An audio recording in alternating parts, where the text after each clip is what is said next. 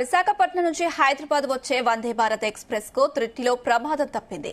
మహబూబాబాద్ జిల్లాలోని తాళ్లపూసపల్లి railway station సమీపంలో up line లో 428/11 వద్ద రైలు ట్రాక్ పైకి వచ్చిన ఎత్తును వేగంగా వస్తున్న వందే భారత్ రైలు ఢీకొట్టింది. దీంతో కొన్ని నిమిషాల పాటు ట్రాక్ పై ఎక్స్ప్రెస్ రైలు నిలిచిపోయింది. ఈ ఘటనపై సమీపంలోని రైల్వే స్టేషన్ అధికారులకు వందే భారత్ సిబ్బంది సమాచారం అందించారు. దీంతో అధికారులతో పాటు సిబ్బంది ఘటనా స్థలానికి చేరుకున్నారు. అనంతరం ట్రాక్ పై ఉన్న ఎత్తును తొలగించారు.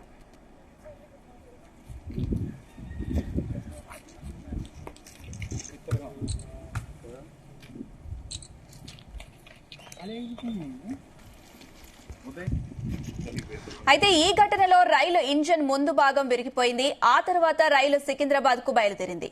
రైల్వే ట్రాక్ పై వందే భారత్ నిలిచిపోవడంతో ఆ ట్రాక్ పై వచ్చే రైళ్లను కొద్దిసేపు నిలిపివేశారు. ఈ సమయంలో వందే భారత్ లోని ప్రయాణికులు తీవ్ర అసౌకర్యానికి గురయ్యారు. మరోవైపు ఈ ఎద్దు యజమాని కోసం సమీపంలోని రైల్వే స్టేషన్ అధికారులు గాలిస్తున్నారు. ఈ తరహా ఘటనలు పునరావృతం కాకుండా ఉండేందుకు ఇప్పటికే చర్యలు తీసుకుంటున్నట్లు స్టేషన్ అధికారులు చెప్పారు. ఇదే అంశానికి సంబంధించి మరిన్ని అప్డేట్స్ మా ప్రతినిధి శ్రీకాంత్ అందిస్తారు. శ్రీకాంత్, విశాఖపట్నం నుంచి సికింద్రాబాద్ వెళ్లేటువంటి వందే భారత్ ఎక్స్ప్రెస్ ఎద్దునైతే ఢీకొనడం జరిగింది. ఈ క్రమంలో పెను ప్రమాదం చెప్పొచ్చు.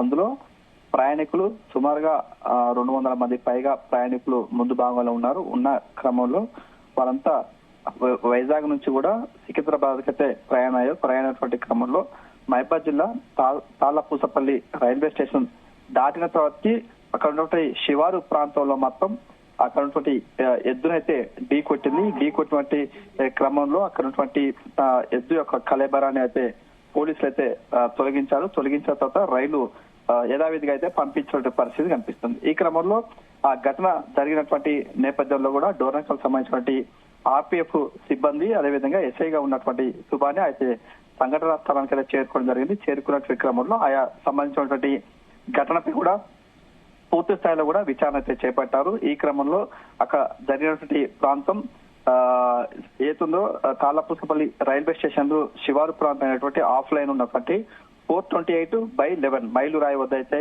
ఈ ఘటన అయితే చోటు చేసుకున్నట్లుగా అక్కడ ఉన్నటువంటి వందే భారత్ రైలు ముందు భాగం ఉన్నటువంటి ఇంజన్ ముందు భాగంలో మాత్రం క్యాటిల్ గాలి అయితే విరిగిపోయేట్లు తెలుస్తుంది. రైలు పట్టల సమీపంలో ఉన్నటువంటి పశువు యొక్క కళేబరాన్ని అయితే తీసివేసిన తర్వాత రైతు కూడా పంపించడం జరిగింది.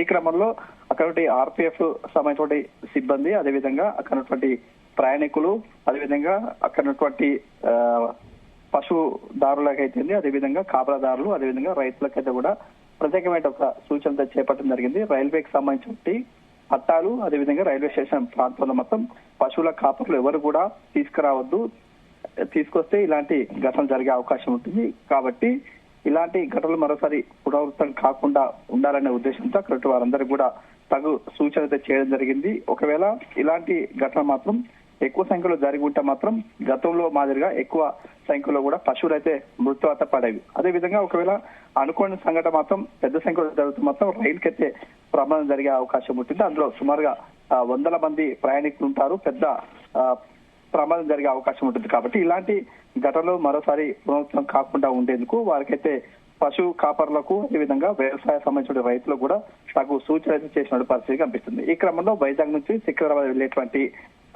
వందే మాత్రం ఎక్స్ప్రెస్ రైలుకి అయితే మాత్రం పెను ప్రమాదం తప్పిందని చెప్పవచ్చు. ఇప్పుడు యథావిధిగా ట్రైన్స్ అయితే కూడా రాకపోకలైతే నడుస్తున్నాయని చెప్పవచ్చు. అయితే శ్రీకాంత్, ఈ ఘటనలో వందే భారత్ రైలు ముందు భాగం కొంచెం డ్యామేజ్ అయినట్టుగా తెలుస్తుంది. సికింద్రాబాద్ కు చేరుకున్న తర్వాత వందే భారత్ రైలుకు ఏవైనా మరమ్మతులు పనులు ఏమైనా మొదలు పెట్టారా?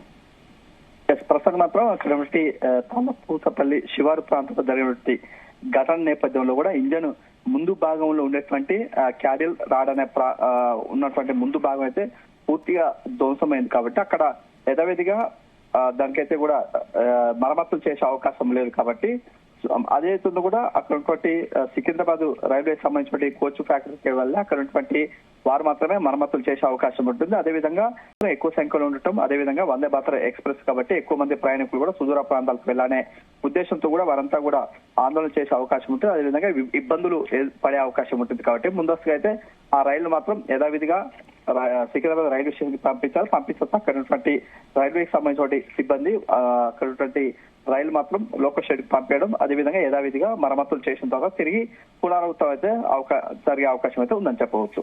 Right Srikanth, thank you.